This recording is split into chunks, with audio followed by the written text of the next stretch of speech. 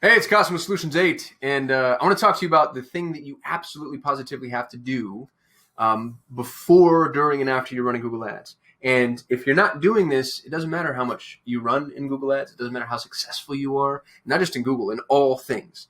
And that is, it's customer satisfaction. And I know that sounds like a really rote and routine topic, but I want to share an anecdote with you. I bought a vacuum today. Well, I didn't buy it today. I ordered it a few days ago and it landed today. It's for my car because I've got kiddos and they make messes. And what's really interesting is the vacuum company sent this little card in the package that came. It said, "Dear customer, you can get a full refund and a new vacuum if you receive this product with quality problems. Damaged, defective, doesn't work, used, no suction." That's insane. Full refund and a new product. And then they go on to say, "We promise 90-day refund for no reason, 24 months of free replacement service."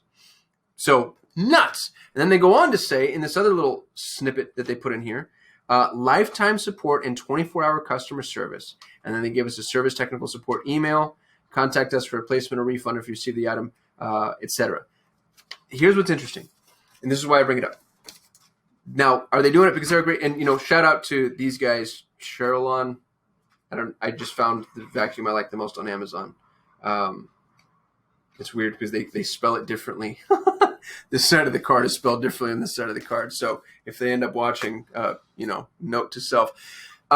It's cool. That's a really cool thing to do. But part of the reason they're doing that is enlightened self-interest. One bad review will cost you so many more customers than that one customer is worth.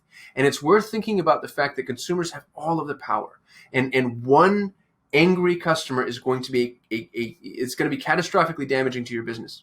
So have these safeguards in place. Have the safeguard in place that allows you to walk through a remediation process. I end every single phone call I'm on with, "How did this go? Is there anything I could have done better?" And I try to get my staff to do the exact same thing. "How did this go? And is there anything that I could have done better?" And if you ever find out that there's a customer out there that you've missed the mark on, or you've made a mistake, or they're just not happy, reach out and put yourself in a position to manage and salvage your reputation.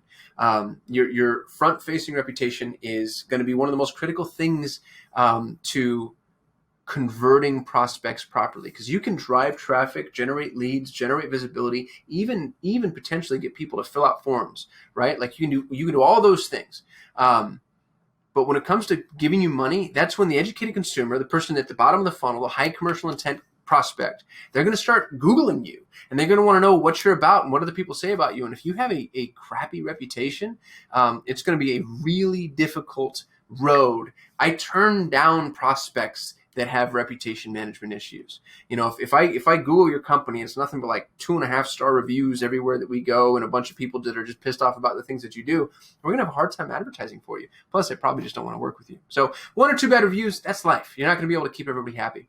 But do what you can to make sure to keep the reasonable people happy, and plant seeds like this. Like with this vacuum now, instead of me, let's say I took it out of the box and it didn't work the way that I wanted it to. Normally, the average person is gonna go to review and be like, "This thing sucks." They're going to go to Amazon and just say, "Don't buy this vacuum." These guys understand how damaging that could be for their business. So they've got 2 little pieces of media included. One was in the bag, one was in the box, saying, "Look, wait, we're here to help you in any way that you need. Not only am I going to give you your money back, I'll give you a whole new vacuum that works," which means that they lost money and lost a product. So that's like a dual loss for them. But they're doing it because the reputation management is so critically important. There can be nothing more important than that. And work to cultivate your reputation. It's really tough to fix a bad review. The only thing you can do is have cultivated a bunch of good reviews over the last however many years you've been in business. So, there's a whole saying, the best time to plant a tree is 20 years ago. The second best time is today. Start planting your reputation trees now. Reach out to customers that you know, like, and trust. And don't do it all at once, because there's nothing more suspicious when you go to somebody's, online profile and you see a bunch of reviews that are all written the same week or month. And you're like, "All right, well, I see exactly what you did." Cultivate that on a regular basis. Build it into your standard operating procedures. Have a system for generating that type of social proof. What we do is we wait for clients that are past the 90-day mark, because we know that that's generally when a campaign has been successful. And then we create a case study, and then we'll wait another 3 months, and then we'll ask for a testimonial. And what's nice about that is the case study tends to be flattering. It's about them. We're helping promote their business. And then, after the fact, we're going to ask for a testimonial if the client's been, happy and we feel like we've been really successful with them.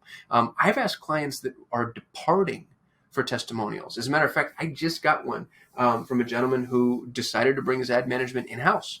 And God bless him. He's a really brilliant guy. And, he saw what we were doing, and he felt like he'd be able to, do a lot of that in-house. So we helped with the migration process, trained him up, all that good stuff. And then I just said, hey, would you mind writing us a review? And he did. And it was glowing because he was really happy with what we were doing. He just thought he could be a little bit more efficient. And that happened. So guard your reputation with your life. Do everything you can to make sure that you're not putting yourself in a position because, the wrong person on the wrong day in a bad mood with a couple of stray keystrokes, and they're going to cost you. It's going to cost you significantly. So please make sure that, this is one of the boxes that you're checking. And again, there should be a system. Don't let it stress you out. You should have an SOP to run through just, in the list of things that you do for your clients. Know when those inflection points are.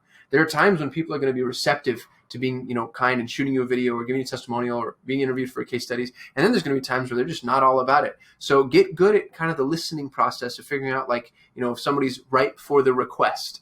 Because it can be a pretty significant ask. It takes time, and it's not always fun. If you're asking for video testimonials or those types of things, they're a little uncomfortable.